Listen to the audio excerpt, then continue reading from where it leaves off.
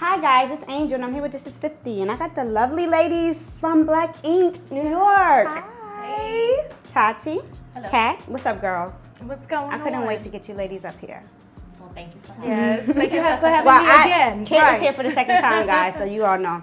But Tati, yes, it's my first time here. Very nice cool to see meet you. you. What's you. up, girl? Because you got a lot of smoke going on over there. Oh, I love smoke. You love the That smoke? is actually Okay. one of my favorite things. Okay. Yeah. No, I mean it was a season. You know, it was a long season. I think 22 episodes. 22 episodes 22 for us. episodes. So we literally have not stopped filming. Okay. And I think my first season was a lot harder than my second season. And I mean, I got a personality. Mm-hmm. So you put me in a room with somebody for too long, and something's bound to happen. So how do you feel about, like, you know, the stigma of them saying, like, you're the instigator on the show, the troublemaker? I mean, I feel like, to be honest, I've kind of gotten that my whole life. Mm-hmm. So I was raised that say what you feel and mean it, because nobody's gonna do it for you, nobody's gonna say it for you. So I've always been, you know, one to stick up for myself. I grew up in a white neighborhood, so I wasn't white enough. And then you grow up and then you're not Spanish enough, and then you're not black enough. So it's always been a constant, like, defending who I am. So I think that's just. So from then you become I'm very just programmed defensive. this You're way defensive. now. Yeah, no, absolutely. And you know, as I've gotten older, I've definitely tried to be more receptive. Like, instead of reacting, I'm like, let me listen first. Yeah. You know, but you know, everybody's a work in progress. So. Well, besides Still instigating. besides I'm still gonna instigate. I'm gonna just, think well, about besides it the first. instigating and the tough girl, we got to see some of your soft side when you and Teddy relationship went haywire on this season. Like, we Man, seen your if anybody vulnerabilities. Yeah, I mean, you know what? I'm a real person, so I'm not afraid to be a real person. Because I mean, if anybody knows what I really went through in that situation, is this girl right here. Because I was crying to her every other day, like, I don't want to kill nobody, but I feel like I might kill somebody. But you know, it's overwhelming. You know, it's so overwhelming being in a new environment and then trying to figure out who is who. Yeah. First of all, and then trying to figure out who you are in the process. Like, okay, this is what I'm used to, but now I'm in this situation where people look up to me. Yeah. You know, like, people are looking at me like, oh my God, I'm so proud of you for sticking up for yourself, you know, for being the one to say, which, not for nothing, we were all very adamant about feeling some type of way about the whole jumping situation. Yes. You know, and I was just the one that got the opportunity to say it in front of the camera, you know? So I wasn't the only one that felt that way. I was just the one that had the opportunity to be like, that was some fuck shit, you know? Like, that was some sucker shit. And, you know, what really happened was, I guess the way I say things came off really aggressive, which I will always apologize for my tone. I will never apologize for what I said. And it just became a downfall of my relationship, of some of my friendships. You know, I know Kitty and I went through our little tic-tac throughout season 7, just because it was like, you know, you feel this type of way, and then you have producers being like, no, this is how you feel. But then you're like, wait, no, this is how I feel. So with that being said, what don't you like about reality TV? Because I hear it a lot when I do interviews that, you know, a lot of things are edited out, so you kind of come across as if you might be the instigator and that might not have taken place. So what is it that you don't like about reality TV? I don't like when I'm fly and then the scene doesn't make it. Because I don't like that. Okay, that's definitely my least favorite. I don't know, man. What don't you like? You have more experience in the reality TV show. You know, like I told you the last time, it is the things that don't get to air, that don't make it to air, that I can't stand that. Yeah. You know, because we'll shoot one thing, and of course, the process of editing, it'll make you look like a total bitch on camera, or a side piece, or something. Yeah. And you know, in real life, it didn't go like that. But then you have the viewers, and our viewers are ruthless. They believe everything they see. So if it happened like this is what it is. Like, we can shoot something over the course of 3 months, But if it's airing like in back-to-back episodes, they'll think, oh, it's just been a week and this has happened. I'm like, wait, girl, wait, no, that's yeah. So it's so many females on the show. It's a lot of cattiness, a lot of fights. Like Tati, you had a fight with Jada, Toki. I mean, everybody. You know Crystal. what's so funny is that I was thinking about the other day. I'm like, yo, who haven't I fought? Who do you want to fight? Is there somebody that you want to fight that you haven't fought? Well, Tune in, season 8.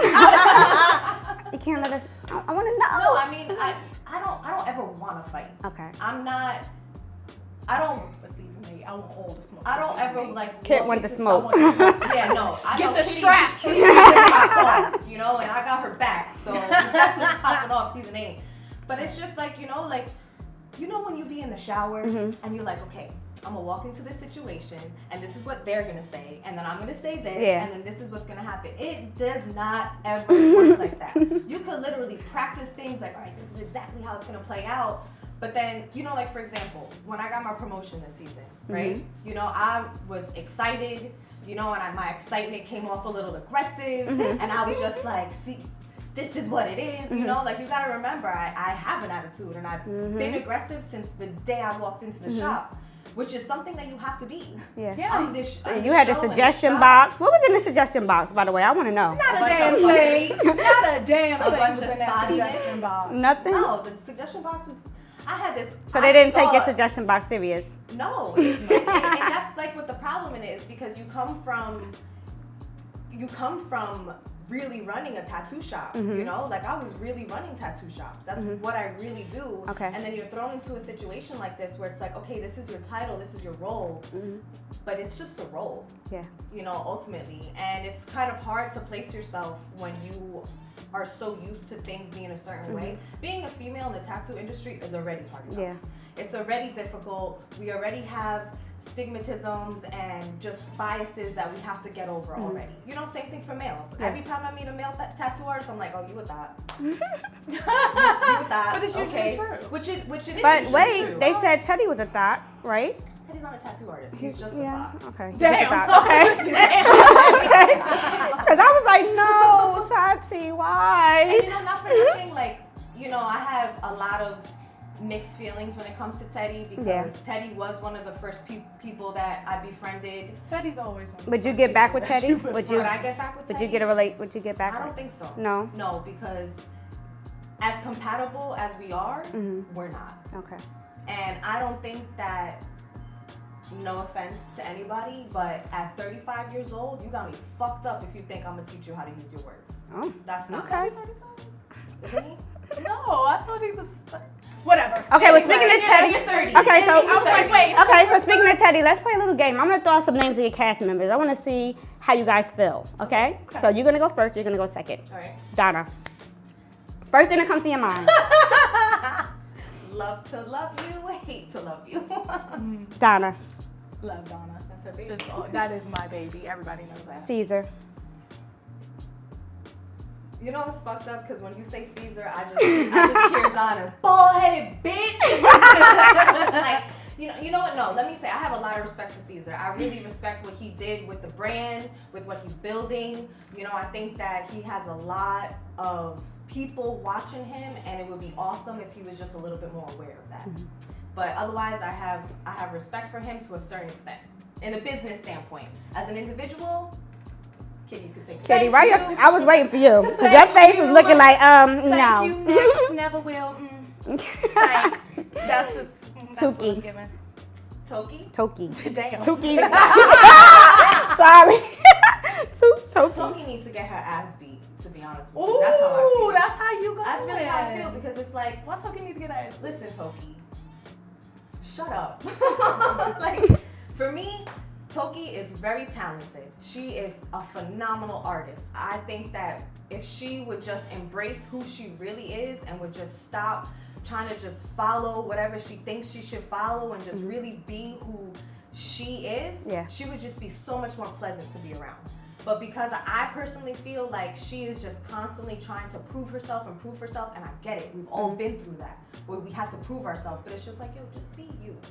Just be you and be happy with who you are. Okay, Toki. So I have to second that. You know, like she second guesses herself a lot. Excuse me, Toki second guesses herself a lot. Very talented artist. Like I love her artwork. I just want her to put on her big girl panties and just suck it up. Stop crying about everything. You know, this is hard. This is one of the hard. I said this the last time I was here. Reality TV is one of the hardest things I've ever had to do. Facts. Like you know what it is now. Suck that shit up and move on. Mm-hmm. Move on. You're here for a reason. You're here because they wanted you here. They fought for you to be here. Yeah. Everybody fought for you to be here. Mm-hmm. Like if you just gonna throw your opportunities away just because you gotta work, Yeah. stop it. Sky.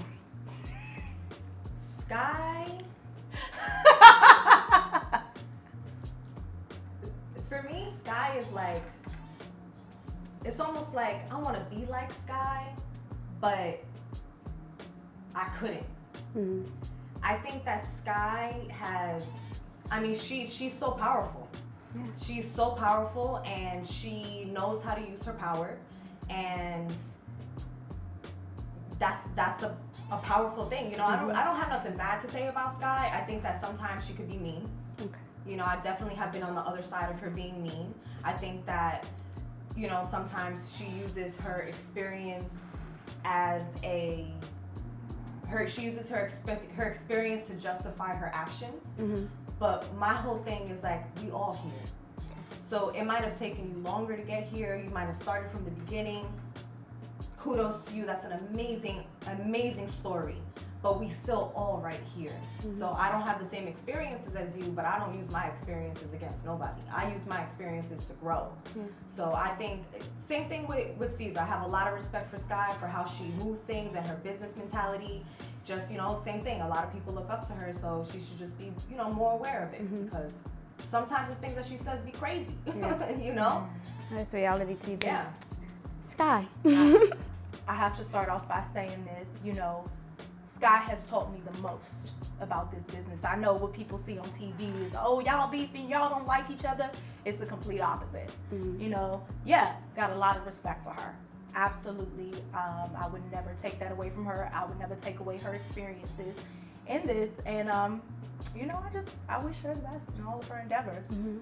So. Speaking of that, so you two had like a little thing where you were telling Bay, you know, about Kit. Yeah, that was me. And Kit, you were like really devastated about you and Bay's friendship.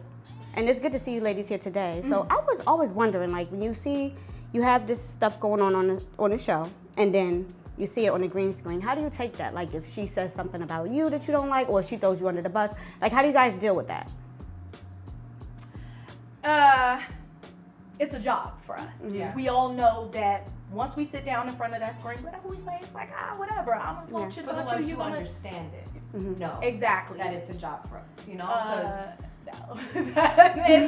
Some people just take it Very personal and literal. somewhere else. Mm-hmm. So for a few scenes I seen where you guys went to the gun range and you were like venting, and you said that you, what was it, gun range, the Powerball, the Laser tag. the laser tag. Sorry guys, Which the did laser not tag. make it, by the way, and that was fun because our team beat their team. I just want to Okay, the laser tag, and you were very vocal about not liking Kit at the time. So what transpired from then to now that you guys are like able to sit here and laugh and, you know? So that whole thing, right? So that scene where we was at the laser tag, if we remember correctly, Sky had this whole thing where she was like, okay, everybody, tell everybody how you feel about the person next to you. Mm-hmm. And when it came down to it, everybody was kind of like, not really saying anything. So I was like, fuck it. Let me stir the pot real quick. Because as somebody who is friends with Kitty and is friends with Bay, I'm constantly thrown in the middle. You know? And when you're in the middle of certain situations, you kind of want to see, like, okay, which part is really real, you know? Because I have this one in my ear, I got this one in my ear, they're friends, I'm friends with everybody, so how do you kind of figure out what is it? So I decided, I said, you know what, let me just call everybody out on their bullshit, and let's see what happens, you know? Which, when I look back at it, that was all the way fucked up on my part, because what I didn't realize that I realize now is that friendship I do have with Kitty is definitely the strongest on the show. You know, outside the show, on the show, we've roomed together, we've traveled together, we've cried together, we've ate together, we broke bread together, you know, all the things that you want to do with somebody that you want to grow with. And then it's like, when you think that you know somebody to be this person, and then you find out, well, everybody else is watching, it's like, and I've told Kitty this before, I'm like, listen, I fucked up. I all the way fucked up. And I have no problem owning my shit. I have no problem being like, I learned from my mistakes, and if you don't want to fuck with me anymore, I respect it, I get it, but I can promise you moving forward that now I know. You know, and that's what it is, you know, because I had the producers in my ear. The producers were either like, you're either going to start some shit over here, or you're going to start some shit over here. So I was like, keep me out of this shit, let's put them in the shit. I was selfish. I can respect it. And when it comes down to it, it's my job. It's my job. And I'm naturally an instigator. So it's like, if it's easier for me to just... At least she admits it. Wait. Hey, No, and that's the I'm truth, okay with you know, that. and we've had conversations on camera, we've had conversations off camera about it, and you know, when it comes down to it, like, I know who I am, I know who I'm not, but I know how to play a role. What are we gonna see different next season? Well, for me, I can tell you, like, I feel like because I'm so easygoing, that people take that as a sign of weakness. And never has that been me. I've always, you know, spoken up for myself, regardless of what the edits show. So this season, season 8, I want all the smoke. That's just what I want. Okay, so I this want all season. the Hair, right? Wait. I want all the Wait a minute. The storm is coming. Okay, so you want to step it up this season? Oh, absolutely. Can't want all the smoke. I'm just tired of the disrespect. So you know, especially from people that I don't disrespect. So who's number 1 on the list? Oh, boss man himself. Caesar?